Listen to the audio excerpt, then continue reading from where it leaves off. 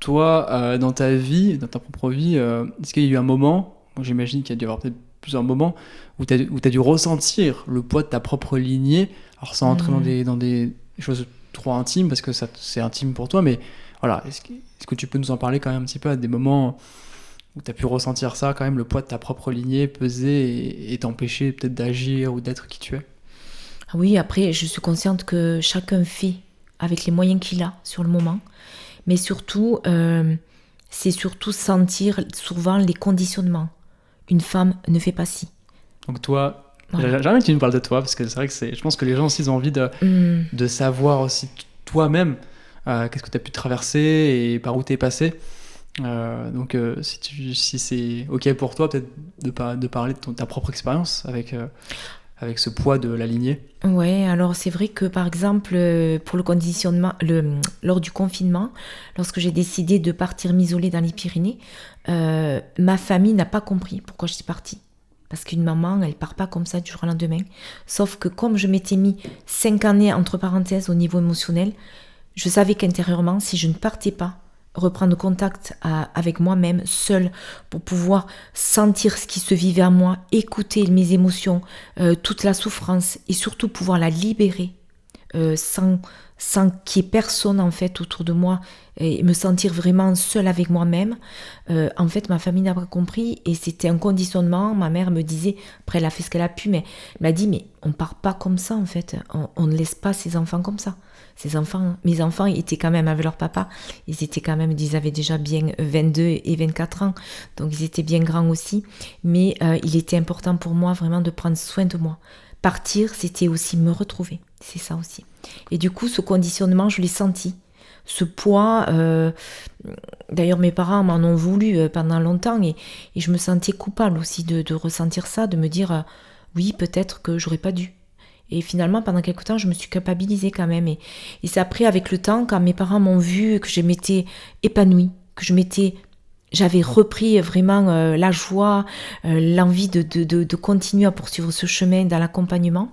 En fait, ben, ils ont dit, voilà, ben, on a compris. Maintenant, c'est vrai, tu as eu raison de le faire.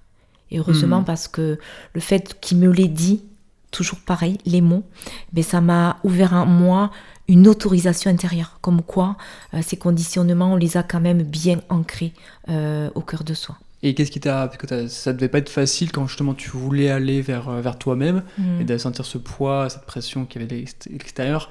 Ils ont fait ce qu'ils ont pu avec les ressources qu'ils avaient, bien sûr. évidemment. Mais du coup, qu'est-ce qui t'a permis de passer outre et ouais, de quand même y aller et de pas te décourager et d'oser suivre vraiment ta propre voie?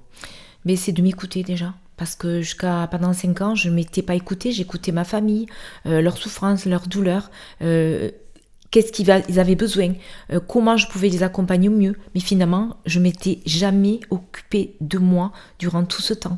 Donc là, quand tout s'est arrêté pour le confinement, c'était comme si je ne pouvais plus m'échapper. Parce qu'avant, on pouvait aller des activités, et ci, et là. J'avais toujours possibilité de faire 1000 choses pour oublier ma souffrance. Là, au confinement, on n'a plus le choix en fait. J'avais plus le choix. Soit je m'écoutais, soit je mourais. Donc, comme j'ai dit à mes parents, soit je pars, me ressourcer, prendre soin de moi, me reconnecter, soit je meurs. En fait, c'est tout simple.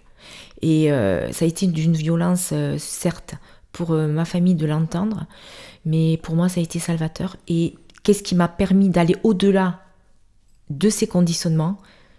C'est à ce moment-là, j'ai eu un déclic intérieur et de sentir que la nature m'appelait et que j'avais besoin de me ressourcer et de retourner à la source. C'est vraiment le mot ressourcer, retourner à la source. La source, c'est vraiment la nature, là où il y a le silence, où il y a la paix, là où il y a toute cette énergie qui nous permet justement de revenir à soi et de nous nourrir de tout ça. Ok, donc là tu nous as parlé, merci de nous avoir ouvert ton cœur et partagé cette expérience de vie sur voilà, quelque chose de très, très concret Mm. et autour de toi, voilà, ta famille voilà, présente, quoi. Et est-ce que il y a eu des moments où tu as pu ressentir un poids, on va dire peut-être plus invisible, peut-être plus dans les gènes ou dans ta lignée un peu plus lointaine, par exemple peut-être des femmes est-ce que tu as eu des expériences comme ça, des moments où tu t'es dit ah ouais, là je me sens limité, ou je sens que ça bloque, mais ça m'appartient pas, ça vient d'ailleurs. Est-ce que tu as eu des expériences comme ça? Mais peut-être le poids de ce qu'on va, on va dire, ce qu'on nous... Parce qu'en fait, si vous voulez, on va hériter des yeux bleus du grand-père, du caractère peut-être fort de la mère, etc. Mais on va aussi hériter des mémoires de toute notre lignée. On va hériter aussi de tout ce qu'ils ont vécu, les peurs, les famines, le viol, l'accident, le traumatisme, etc. Et finalement, des fois, on peut ressentir de la colère, mais on se dit, mais finalement, je ressens de la colère, mais là, je vois pas du tout pourquoi je ressens de la colère. Mais parce que souvent, c'est une colère qui nous appartient pas. Parfois, on peut se sentir aussi coupable. Mais coupable de quoi, en fait? Je me sens coupable, mais je vois pas pourquoi, là, je ne vois pas de situation. En fait, il y a souvent des émotions qui peuvent remonter, mais qui ne m'appartiennent pas. Et c'est là où on peut se dire... Quand ces émotions ne sont pas justifiées par un événement, un comportement ou une situation, souvent ce sont des émotions que l'on porte dans notre sac à dos et que l'on trimballe toute une vie si on n'a pas conscience que ce sont les mémoires de notre lignée. Ok, donc dans ton travail, tu parles souvent des boucles qui se répètent, ouais. Justement qui sont dues à ce qu'on porte, tes lignées. Est-ce que tu peux nous donner, par exemple, un ou plusieurs des exemples concrets de ce que ça peut amener dans une vie quotidienne? Voilà, donc vraiment concrètement, qu'est-ce que ça? Voilà, c'est quoi les répercussions? Mais par exemple, une personne qui va attirer, par exemple, toujours le même style d'homme. Voyez, voilà, c'est vraiment récurrent. C'est peut-être aussi une lignée d'une femme qui ne s'est pas respectée, qui a dit oui à tout, ou qui n'a pas osé s'affranchir, ou de poser ses limites. C'est par exemple sentir qu'on doit, parce qu'on est la mère et qu'on doit faire tout ça. Mais finalement, il faut remettre les choses à leur place aussi parfois. C'est sentir par exemple qu'on est toujours en colère dans une certaine situation.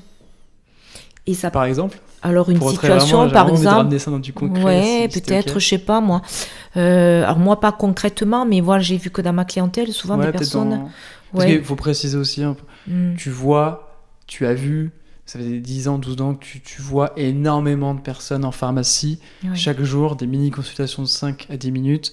Ça fait quoi, 80 personnes par jour presque, c'est ça? Près, ouais. Donc, tu as eu quand même énormément de personnes que tu as aidées, énormément d'histoires de vie aussi. Donc, si tu as envie d'aller puiser dans ces histoires-là. Alors, c'est vrai que pendant la consultation, je peux aussi... j'écoute la personne, ce qu'elle va me dire, je vais pouvoir lire aussi au-delà. Et souvent, quand je vois qu'il y a une mémoire qui est récurrente chez la personne, souvent... quand elle me dit oui, je vis ça tout le temps, et je comprends pas en fait. Et souvent, il y a dans le non-dit, mais aussi dans son champ vibratoire, je vais pouvoir scanner ce qui se vit en elle. Et souvent, ça va être par exemple la présence d'une mère abusive. Ça va être la présence souvent d'un lien avec les hommes qui a pas été guéri. Ça va être aussi une lignée souvent... j'ai eu souvent en clientèle des femmes qui restaient célibataires. La mère était célibataire pendant des années, la grand-mère l'a été, et elle était aussi. Et donc, en fait, elle ne comprenait pas pourquoi ça se répercutait. Et à travers une séance donc de scan vibratoire, j'ai vu que en fait il y avait le père qui avait été abusif, qui avait abusé en fait dans l'histoire. En fait, je ne vais pas rentrer dans les détails. Et du coup, en fait, ça n'a pas été, on va dire, assaini, ça n'a pas été libéré. Ces mémoires sont restées là, plantées. Et du coup, les personnes qui viennent ensuite, en fait, elles vont hériter de ces bagages et ils ont une colère contre les hommes. Ok. Voilà. Ouais. Ça crée des schémas répétitifs, ouais. Que ça soit dans l'amour, dans sûr. l'argent aussi, par rapport à l'argent, l'abondance, les relations. Pourquoi c'est si difficile de s'en libérer tout seul? Pourquoi c'est difficile? Parce que c'est tout pareil, quand on le vit, on n'a pas cette prise de hauteur, on a le nez dans le guidon, donc on ne voit pas aussi l'ensemble de ce qui se vit, mais c'est aussi... accepter d'être accompagné parfois par des personnes qui ont déjà vécu ce chemin. Et quand on a déjà vécu ce chemin et qu'on a les clés pour avancer et pour libérer, en fait, déjà, il faut vraiment s'autoriser pour... Est-ce que j'ai envie de me libérer de tout ça? Déjà, il faut que ce soit conscient en soi et que la personne soit OK avec ça. Parce qu'il y a des personnes qui n'ont pas envie de guérir. C'est vraiment dur à l'entendre. Il y a des personnes qui n'ont pas envie d'aller chercher ou d'aller se libérer parce que elles sont bien, finalement, elles sont bien comme ça, en fait. Voilà, tout simplement. Bon, Isabelle est pas trop à l'aise pour faire sa propre promo, mais moi je vous le dis, je vous invite, je vous recommande d'aller vous inscrire à sa conférence offerte, où elle va beaucoup plus loin, vraiment en profondeur sur ce sujet-là.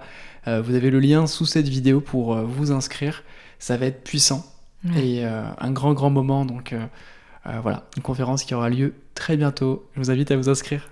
Et merci pour ce que tu transmets, Isabelle. Merci à vous. En tout cas, c'est pas une conférence pour moi, ça va être une transmission.